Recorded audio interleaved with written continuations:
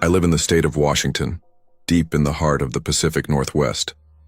The region is known for its towering evergreens, heavy mist, and the kind of quiet that clings to everything like a second skin. There's a peculiar isolation to this place, especially in the areas far off from the urban centers, where the nearest neighbor might be miles away, and the howling wind fills the silence in ways that make you think twice before walking outside at night. I used to work the closing shift at a small diner on the side of a desolate highway, a place known more for its worn-out counter stools than its gourmet coffee.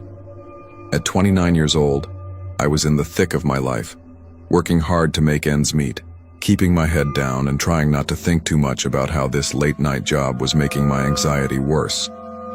The diner closed at 2 a.m., an odd hour for a business like ours, but considering how sparsely populated the area was, there wasn't a huge rush of people showing up at the hour of deathly quiet. It wasn't like the South, where I had grown up, where diners were bustling with locals, all chattering over waffles and grits well into the night. The people here in the Pacific Northwest, though polite enough, kept to themselves. Conversations were rare, and small talk wasn't part of their repertoire. It was like everyone was preoccupied with something deep in their minds. Or maybe they just didn't have the energy to engage in idle chatter. I was used to it by now.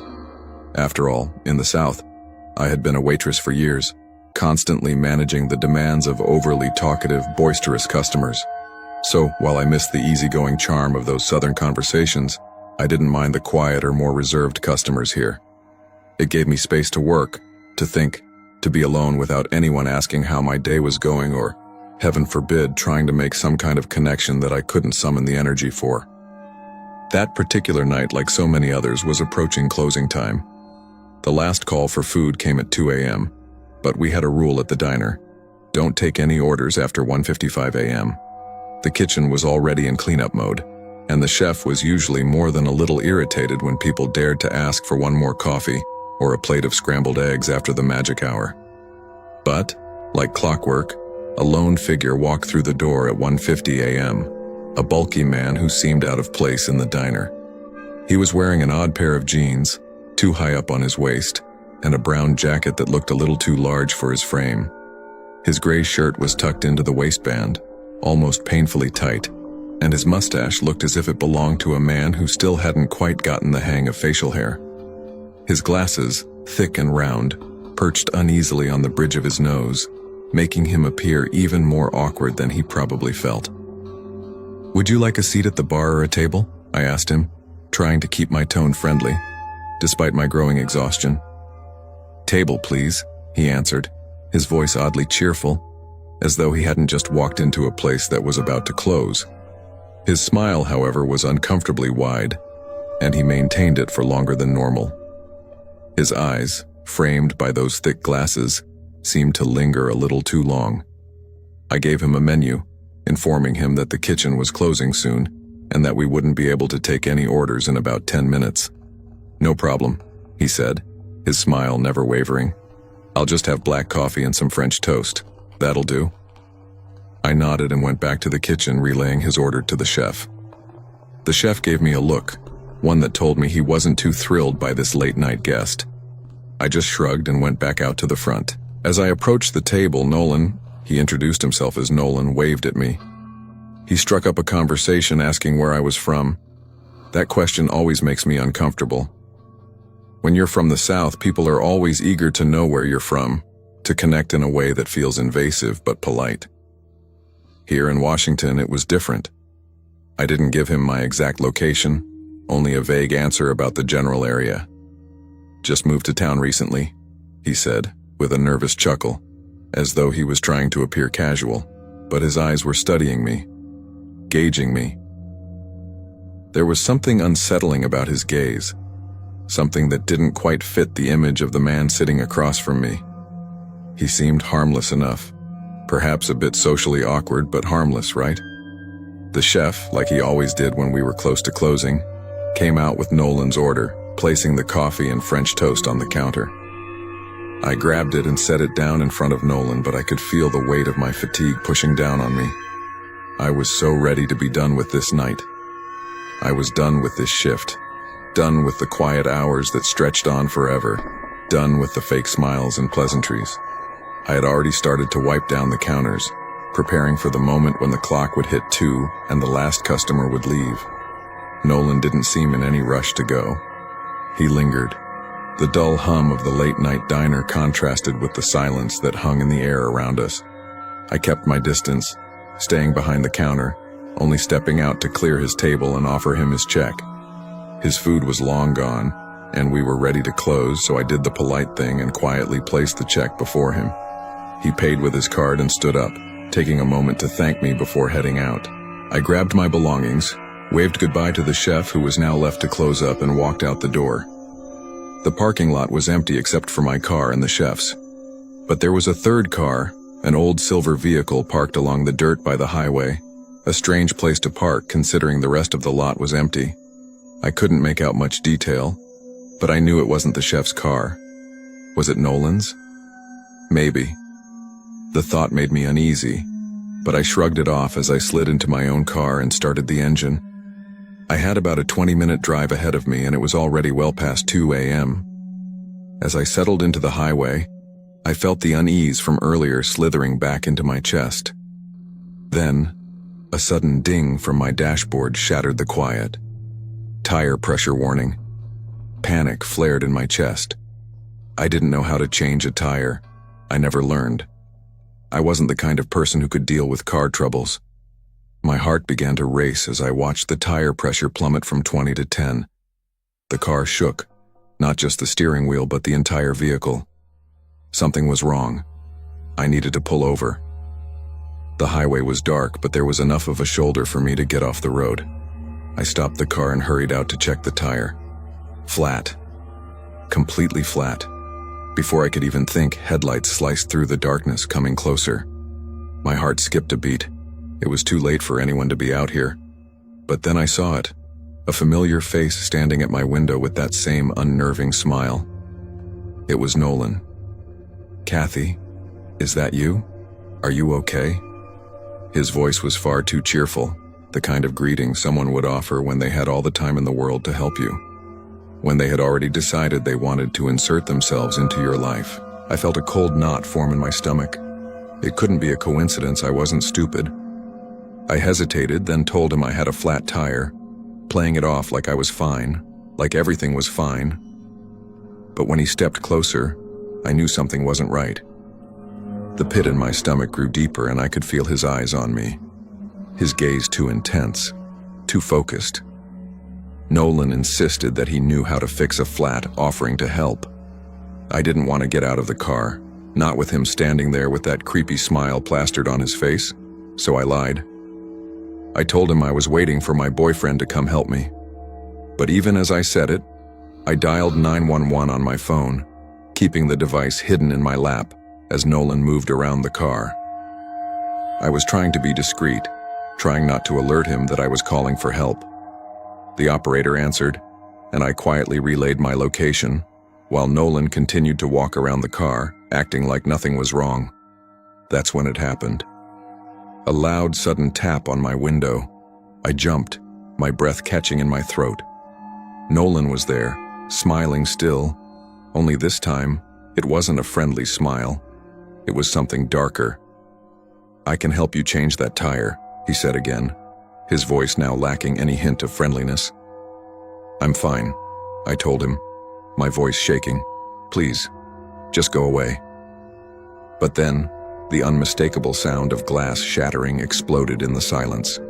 My heart leapt in my chest as shards of glass rained down on me. I screamed, throwing my hands up to shield myself, knowing this was no accident. Nolan had done it. He had broken my window. "No!" I screamed, showing the phone screen to him. "I'm calling the police."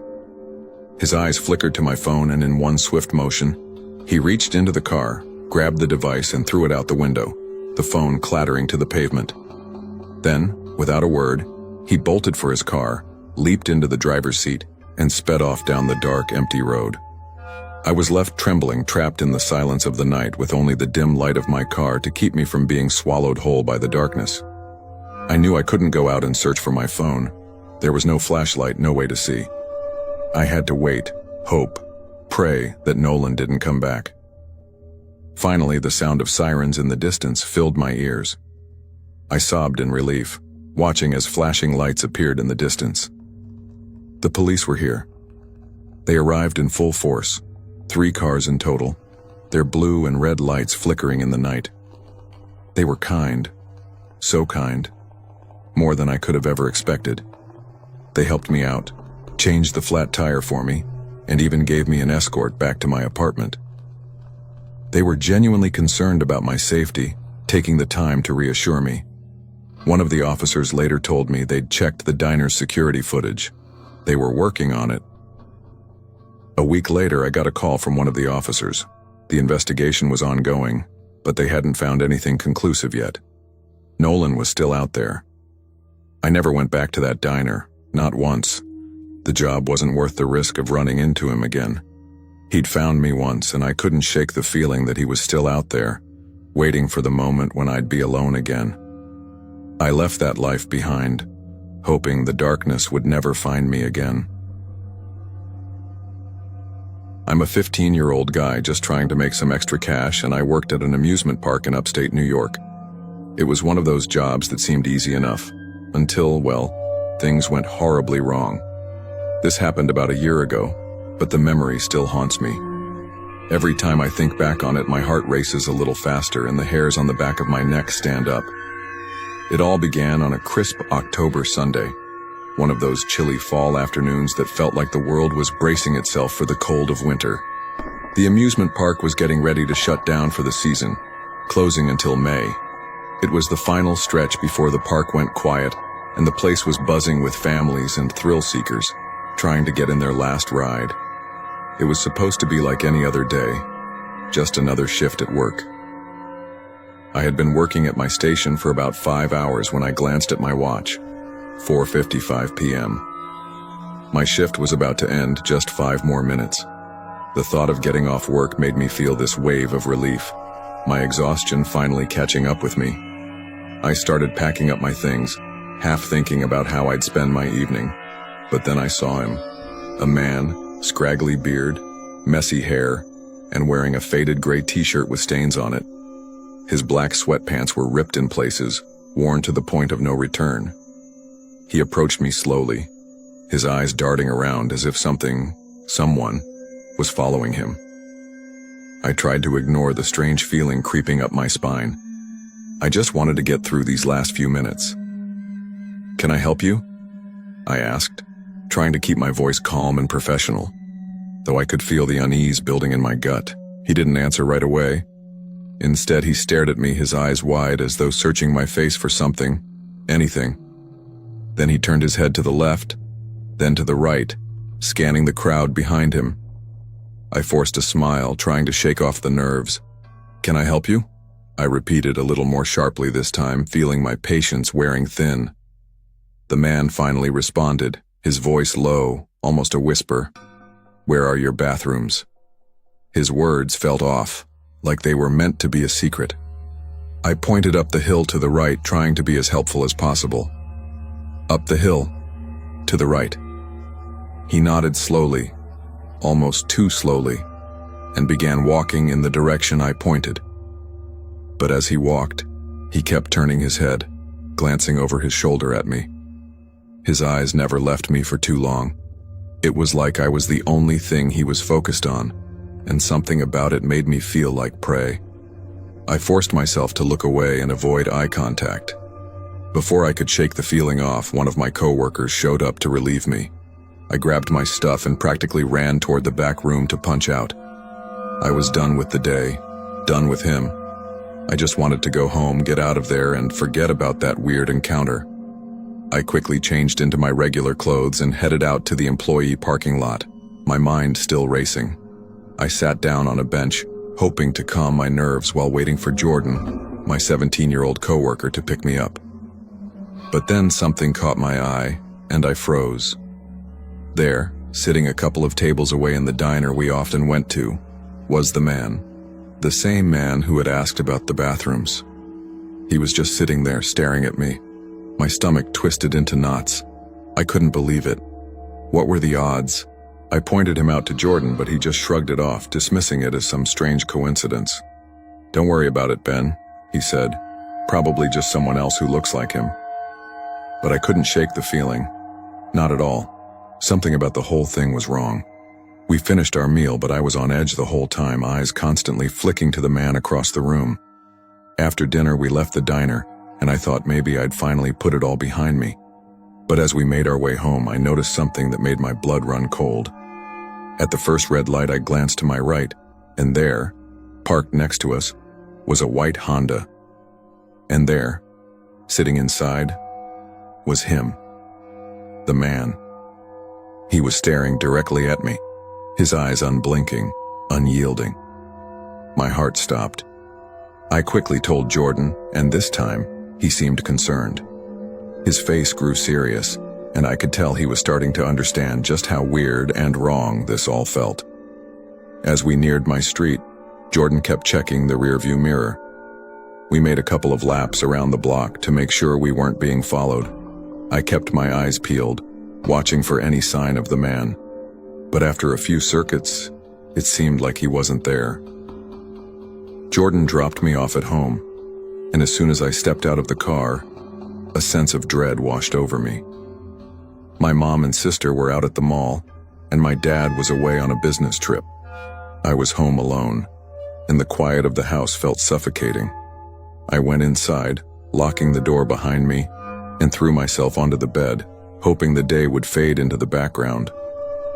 But just as I was about to drift off to sleep, I heard a faint noise. A tap at my window. I froze. My eyes snapped open, heart hammering in my chest. I slowly sat up and peered out of my window, trying to make sense of the shadows. What I saw next is something that will forever be etched in my mind, something that will never leave me. There, standing on my front lawn, was the man. He was just standing there, staring up at me, a wide, sickening smile stretched across his face. I couldn't breathe. Panic set in, and I scrambled for my phone. My hands were shaking as I dialed 911, whispering urgently into the receiver. "Please, someone's outside my house. He's watching me." The operator told me to stay inside and wait for the police to arrive. But when the police got there, he was gone, vanished into the night without a trace. I never saw him again after that night, but the terror I felt that evening never truly left me. The chill in my spine, the sense of being hunted, it stayed with me for weeks, maybe months. I quit my job at the amusement park as soon as it closed for the season. I couldn't go back there, knowing he might show up again. I still wonder what would have happened if I hadn't noticed him in the diner, if I hadn't caught him following me home. If I had ignored the feeling in the pit of my stomach, would I be telling this story now? Or would it have ended differently? Either way, it's an experience I'll never forget. One I'll carry with me for the rest of my life.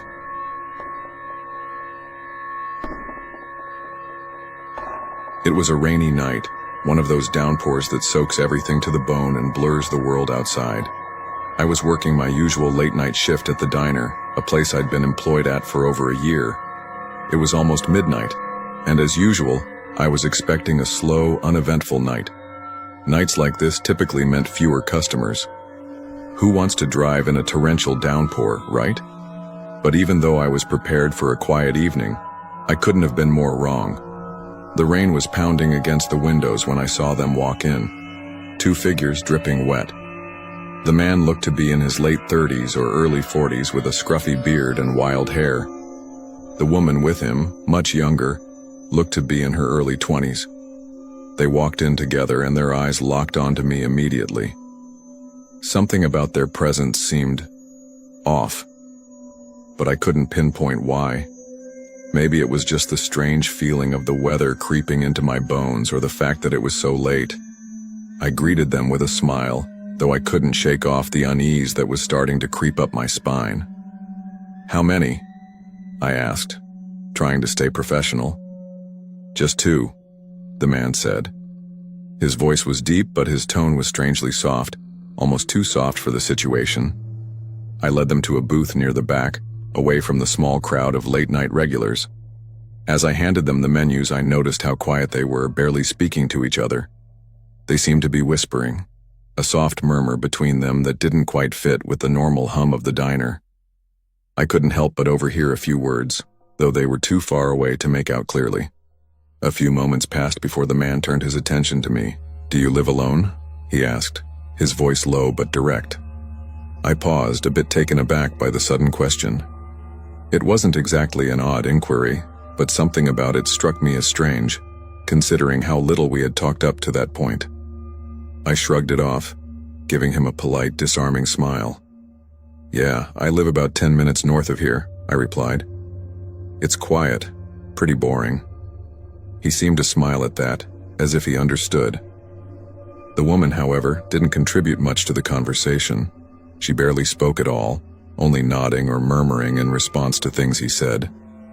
I tried to push through the awkwardness by continuing to chat with the man, asking questions about his day, his trip, anything really, to keep the conversation going.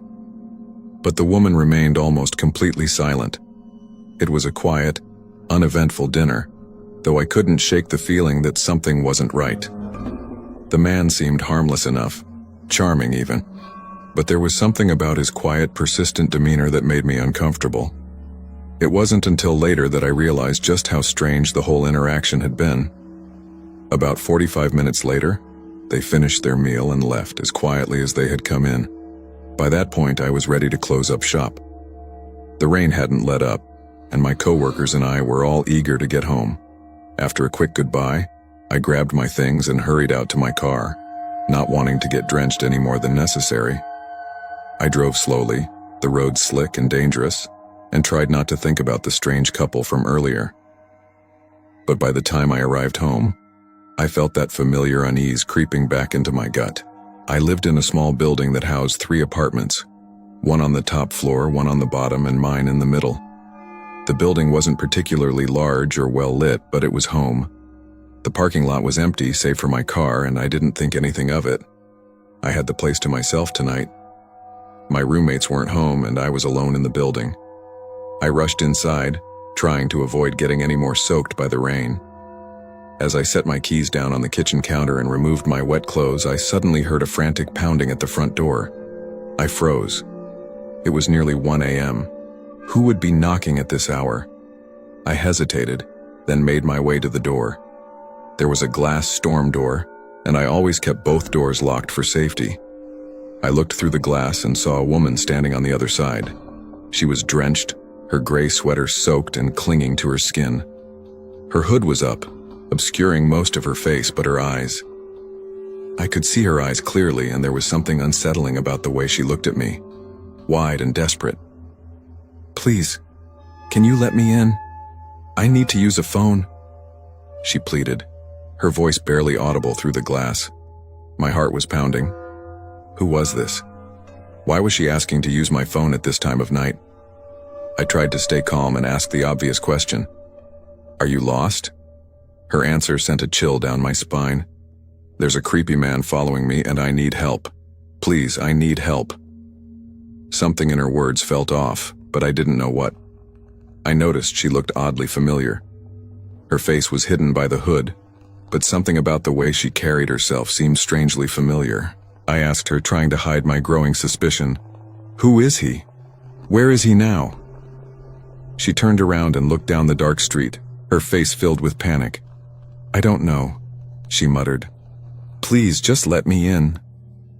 She reached for the door handle, trying to turn it herself, but it was locked. That's when I realized why she looked so familiar.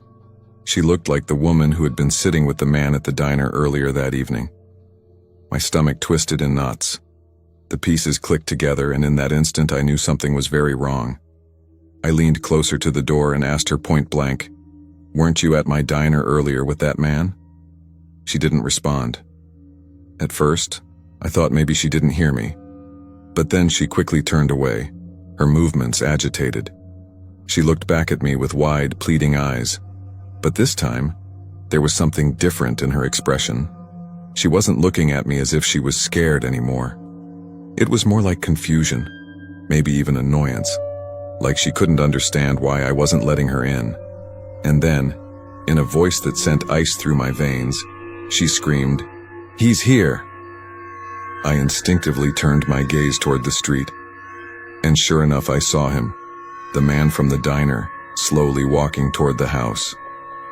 My heart stopped, and a cold sweat broke out on the back of my neck. The woman turned back to face me, her eyes filled with panic. "Please, let me in," she begged again, but this time her voice was desperate, almost frantic. She reached for the door handle once more, but I didn't budge. I didn't open the door. I couldn't. As the man got closer, I realized with chilling certainty that I wasn't imagining this. This wasn't some coincidence. This was a setup. I didn't know what they wanted, but I knew I wasn't going to give them the chance to find out. "Go!" the woman screamed at him. The man began charging toward the door, and in that moment my heart pounded in my chest like a drum. I slammed the inner door shut and locked it, my hands trembling as I fumbled with the locks. The pounding outside ceased, but I didn't dare open the door again to check. I had to think, and fast. I rushed to the stairway and knocked on the upstairs neighbor's door, hoping someone was home. I knocked repeatedly, but there was no answer. Desperation set in, and I tried the downstairs door as well. Nothing. I peered out the windows, but the parking lot was still empty. No cars, no sign of anyone. I was alone. Fear started to bubble in my stomach as the realization sank in. They had planned this. They had somehow tracked me, maybe even watched me at the diner. They knew where I lived. I had to do something. I couldn't just sit here and wait for them to break in. I went back upstairs to my apartment and locked the stairway door. The rain was deafening outside, but in that moment, the only sound I could hear was the rapid beat of my own heart. The knocking resumed. I froze, listening intently. It was coming from the stairway door, a steady, rhythmic knocking that felt like it was tearing through the silence of my apartment. "Who is it?" I asked, trying to keep my voice steady. But there was no response. Another knock, this time louder, more insistent. "Who is it?" I demanded again, louder this time. Still, no answer. Then, in a voice that sent a chill straight down my spine, the voice from the other side of the door whispered, "Your blood on me." I ran to my room and locked myself inside. My hands shook as I dialed 911, my voice shaking with fear as I explained the situation. I hid in my closet, waiting for the longest 10 minutes of my life. The rain, the wind, the occasional creak of the house, every sound was enough to make me jump. I stayed hidden in that closet, barely breathing, as I waited for help. Finally, the police arrived. I could hear their footsteps on the stairs, their voices muffled as they entered. They checked the front and backyard, and though they found no sign of anyone, they suggested I find somewhere else to stay for the night. I packed a bag quickly, left the building, and drove to my parents' house, my heart still racing in my chest. The next day, I returned to the house, hoping it was all just a bad memory.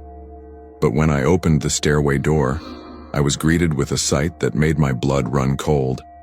On the door, written in dark marker, were the words, "Thanks for the service, Beth." I couldn't stay there anymore. Not after that. I moved in with my parents for a few weeks until I found a new apartment. And to this day, I don't know what those people were really after, but I know one thing for sure. I never want to find out. Better safe than sorry.